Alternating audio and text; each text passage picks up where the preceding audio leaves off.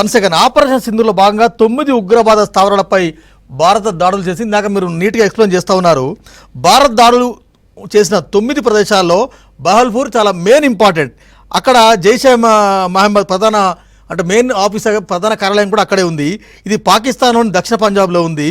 అక్కడ మీరు చెప్పినట్టుగా ఇందాక ఈ నగరం మసూద్ అజార్ నేతృత్వంలోని ఈ సంస్థ మెయిన్ ఆఫీస్ ప్రధాన కార్యాలయం కూడా అక్కడే ఉంది.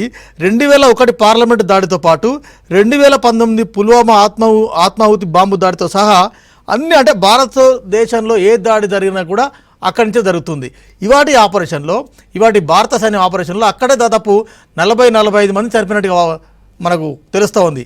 అక్కడ లష్కరే తోయిబా చీఫ్ కూడా అక్కడే మట్టు పెట్టినట్టు కూడా మనకు తెలుస్తుంది. మీకున్న ఫీడ్బ్యాక్ ఏంటి?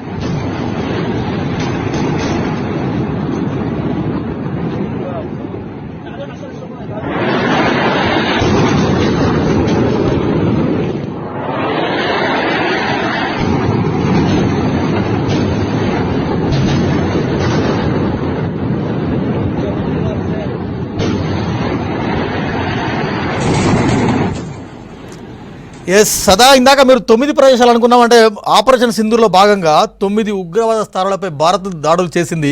చాలా మంచి ఫ్రూట్ఫుల్ రిజల్ట్ అయితే వచ్చింది. ఈ 9 ప్రదేశాల్లో బహల్పూర్ అనేది చాలా మెయిన్. అక్కడ దాదాపు 30 నుంచి 38 మంది చనిపోయినట్టుగా మనకు సమాచారం వస్తూ ఉంది. ఇక్కడ మెయిన్ జైషే మహమ్మద్ ప్రధాన కార్యాలయం అక్కడే ఉంది. 2001 పార్లమెంట్ దాడి, 2019 పుల్వామా దాడి, వ్యూహరచన జరిగింది కూడా అక్కడి నుంచే. కాబట్టి కేవలం బహల్పూర్ గురించి ఏం చెప్తారు? మీకున్న ఫీడ్బ్యాక్ ఏంటి?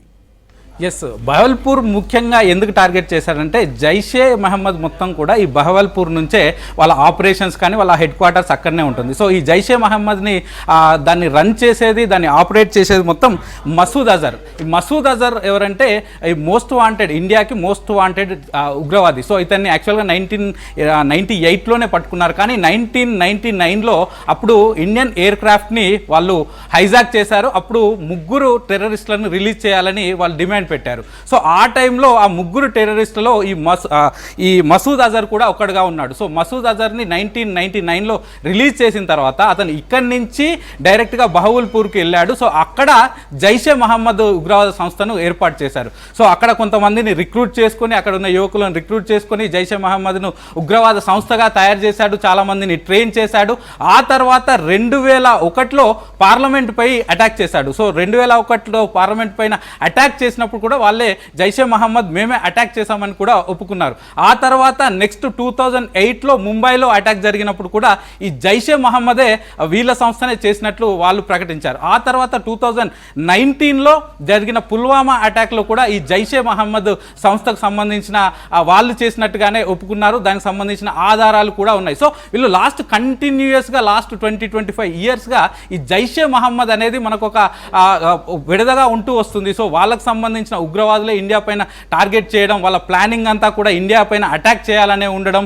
సో ఇదంతా వస్తుంది. కాబట్టి ప్రస్తుతం ఈ బహవల్పూర్లో అటాక్ చేస్తే ఒక జైషే మహమ్మద్ లాంటి పెద్ద ఉగ్రవాద సంస్థను మట్టు పెట్టినట్లు అవుతుంది అనే ఉద్దేశంతో దాన్ని టార్గెట్గా చేసుకున్నారు. సో ఈ 9 స్థావరాల్లో 4 పాకిస్తాన్లో ఉంటే ఆ 4 పాకిస్తాన్లో ఉన్న వాటిలో ఈ బహవల్పూర్ మేజర్గా తీసుకున్నారు. సో దీన్ని టార్గెట్గా చేసుకొని అటాక్ చేశారు. సో అలాగే ఇక్కడనే బహవల్పూర్లో ఈ మసూద్ అజర్కు సంబంధించిన 2 ఇండ్లు ఉంటాయి. సో అతని 2 ఇండ్లను కూడా అటాక్ చేశారు. సో దీనిలో మొత్తం 30 నుంచి 35 మంది టెర్రరిస్టులు ఈ అటాక్లో, అంటే బహవల్పూర్లో చేసిన అటాక్లోనే 30 నుంచి 35 మంది టెర్రరిస్టులు చనిపోయి ఉంటారని అంచనా వేస్తున్నారు. ఇదే కాకుండా వాళ్ళకి సంబంధించిన ఆ సామాగ్రి కానీ, లేకపోతే వెపన్స్ కానీ, గన్స్ కానీ అవన్నీ కూడా పూర్తిగా నాశనం అయిపోయాయి. అలాగే ఈ జైషే మహమ్మద్కి సంబంధించిన వీళ్ళ సంస్థ కూడా సుమారు 100 ఎకరాలకు పైగా ఉంటుందని చెప్తున్నారు. సో అదంతా కూడా ప్రస్తుతం మట్టుబెట్టు పెట్టుకుంటూ పోయింది. అక్కడ ఏమీ మిగలలేదు. ప్రస్తుతానికి మళ్ళీ అక్కడ ఉన్న 35 మంది చనిపోయారు. వాళ్ళకు సంబంధించిన ట్రైనింగ్ చేసేటువంటి వెపన్స్ అవన్నీ కూడా పూర్తిగా లేకుండా